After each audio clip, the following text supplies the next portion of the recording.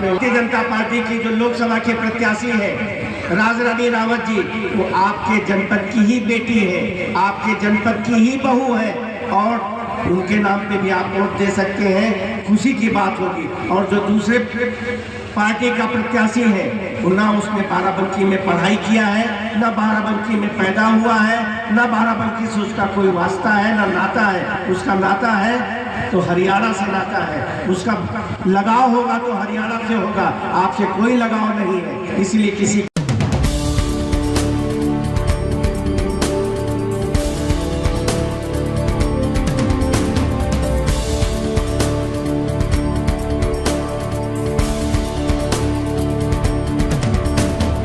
हम लोग सौभाग्यशाली हैं कि हमारे यहाँ के लोकप्रिय विधायक जी दिनेश रावत जी भी आ रहे हैं, उनका भी स्वागत है मंच पर, उनका भी स्वागत बन रहा है। हम कुटिया में विराजमान थे, हर व्यक्ति चाहता था मंदिर बने, किसी को वोट किया है तो इसका मतलब है कि हम अपनी जिंदगी के 5 साल उसको दे दिए हैं। और वो क्या होती है, राजीव गांधी जी हमारे देश के प्रधानमंत्री हुए हैं, उन्होंने एक बात संसद में कही थी कि जब हम 1 रुपया दिल्ली से भेजते हैं तो 10 से 15 पैसे ही गांव तक पहुंच पाता है, 85 पैसे वो लीकेज हो जाता है या इधर उधर छितर बितर हो जाता है या लोग उसको खा जाते हैं, भ्रष्टाचार की भेंट चढ़ जाता है। ये बात उनके जहन में थी, उनके मन और मस्तिष्क में था। इसलिए प्रधानमंत्री बनने के बाद उन्होंने सबसे पहले इसी पे काम किया, लोगों का जनधन खाता खुलवाया। जनधन खाता खुलने के बाद सरकार की सारी योजनाओं का पैसा जो भी आता है उस खाते में आता है और पूरे के पूरा आता है। अगर 2000 रुपये दिल्ली से चलता है किसान सम्मान निधि तो 2000 पूरा का पूरा लोगों के खाते में आता है कि नहीं आता है। अब बात बनती है कि जहाँ व्यक्तिगत काम हो रहा है, ये तो हो गया कि अकाउंट में का वितरण है, सबको अनाज मिल रहा है कि नहीं मिल रहा है, मिल रहा है। अनाज मिलता था पहले 2 महीने 3 महीने में एक बार मिलता था, अब हर महीने मिलता है, हर महीने मिलता था, अभी भी मिल रहा है, आगे 5 साल तक मिलेगा, ऐसी मोदी जी की गारंटी है। और उसमें फ्लेक्सिबिलिटी कितनी है, आप यहाँ पे रहे, आप पंजाब चले जाए, आप गुजरात चले जाए, बंगाल चले जाए कमाने के लिए, वहाँ भी आपको राशन मिल सकता है और मिल जाएगा। आपको किसी चीज़ की चिंता करने की जरूरत नहीं है, ले क्या जाना पड़ेगा, ना राशन कार्ड लेके जाने की जरूरत है और उसको याद रखने की जरूरत है, क्योंकि वो हमेशा आपके साथ ही रहता है। आपके साथ ही तो चलता है उनका, आपका हाथ आपके साथ है, आपका मुद्दा आपके साथ है। हम लोग सौभाग्यशाली हैं। अभी उन्होंने क्या किया, विकसित भारत यात्रा निकाली थी, हर गांव गए थे, क्योंकि मोदी जी को पता है कि जो सरकार की योजनाएं हैं वो सब तक पहुंची है, लेकिन अभी भी बहुत सारे लोग बाकी हैं। आवास है, जहाँ बहुत लोग बाकी है, अभी आवास नहीं मिल पाए हैं। राशन भी है, कुछ लोग बाकी रह गए हैं जिनको राशन कार्ड नहीं बन पाया है। किसान सम्मान निधि है, जो लोग कुछ लोग बचे हुए हैं, और तो और आवास भी कुछ लोग बचे हुए हैं, और साथ में आयुष्मान कार्ड 5 लाख का जो बीमा करके देते हैं, 5 लाख का आप इलाज करा सकते हैं, वो भी अभी बहुत सारे लोग बचे हैं। अभी उन्होंने तय किया है थोड़े दिन पहले कि जो 70 साल के बुजुर्ग हैं, अभी सबको बनाया, फिर हुआ जो बड़ा परिवार है उनको भी बनवा दो, अब वो भी से खत्म हुआ। अब वह जो ज़्यादा जरूरत बुजुर्ग को ही है, यहाँ तक सोचते हैं मोदी जी।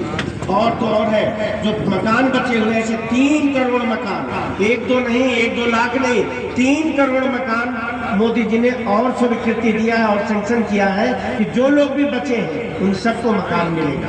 इसके पीछे का राज यही है कि भारत को हम विकसित राष्ट्र बनाना चाहते हैं, हम भारत को अमेरिका और जापान से आगे लेके जाना चाहते हैं। उसको ले जाने के लिए कुछ करना पड़ेगा, करने के लिए व्यक्ति अपने रोजमर्रा के लिए मेहनत करने ना जाए, व्यक्ति काम करने जाए तो अपने आगे बढ़ने के लिए जाए, ये इसके लिए मेहनत करने खेत में ना जाए कि शाम को हमारे यहाँ भोजन बनना है, इसके लिए हम मेहनत करने जा रहे हैं, या कल के भोजन के इंतजाम के लिए उसको नहीं जाने की जरूरत है। भोजन सरकार दे रही है ना, तो जो आदमी मेहनत करने जा रहा है वो इसके लिए जा रहा है कि कल हमारा और अच्छा हो जाए, उसके लिए वो जा रहा है। भारत विकसित राष्ट्र तभी बनेगा जब सबको पक्का मकान मिल जाएगा, सबको सरकार की जो योजनाएं हैं उस योजनाओं का लाभ मिल जाएगा, सरकार विकसित भारत तभी बनेगा जब व्यक्ति के दिल गांव में और उसके घर में खुशहाली आ जाएगी, और खुशहाली तभी आएगी जो सरकार की सारी योजनाएं लोगों के दरवाजे तक पहुंच जाए, और वो पहुंच रही है, ईमानदारी से पहुंच रही है। इसीलिए सब लोगों ने हाथ उठाकर कहा कि हम मोदी जी और योगी जी से संतुष्ट हैं। राम जन्मभूमि मंदिर बन गया है, सब लोग संतुष्ट है ना? संतुष्ट है कि खुश है? खुश है वो लोग हाथ उठा दें।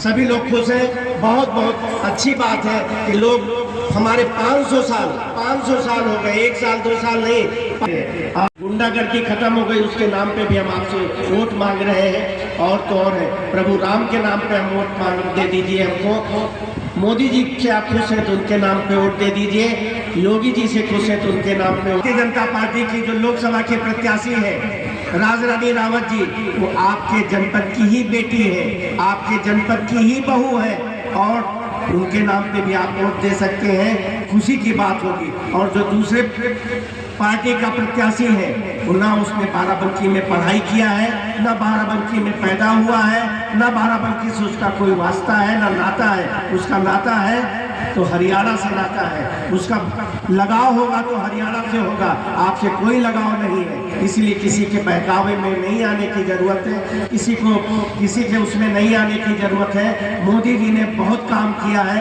योगी जी ने बहुत काम किया है, लोगों के घर तक पहुंच गए हैं मोदी जी, योगी जी किसी न किसी रूप में आपके घर तक पहुंचे हैं। इसलिए आपसे प्रार्थना है कि 20 तारीख को कमल के बटन पे इतना निशान लगाइए, इतनी बार दबे कि कमल के निशान के मिट जाए। इतना ज्यादा वोटों से आप जिता के भेजिए, और मोदी जी को तीसरी बार प्रधानमंत्री बनाने में बाराबंकी का भी योगदान हो, मजबूत योगदान हो। इन्हीं शब्दों के साथ में आप सब लोग यहाँ पर आए, आप सबका भविष्य उज्ज्वल, वोट भी बढ़ा दीजिए मोदी जी के लिए। यही प्रार्थना करते हुए अपनी वाणी को विराम देते हैं। बहुत बहुत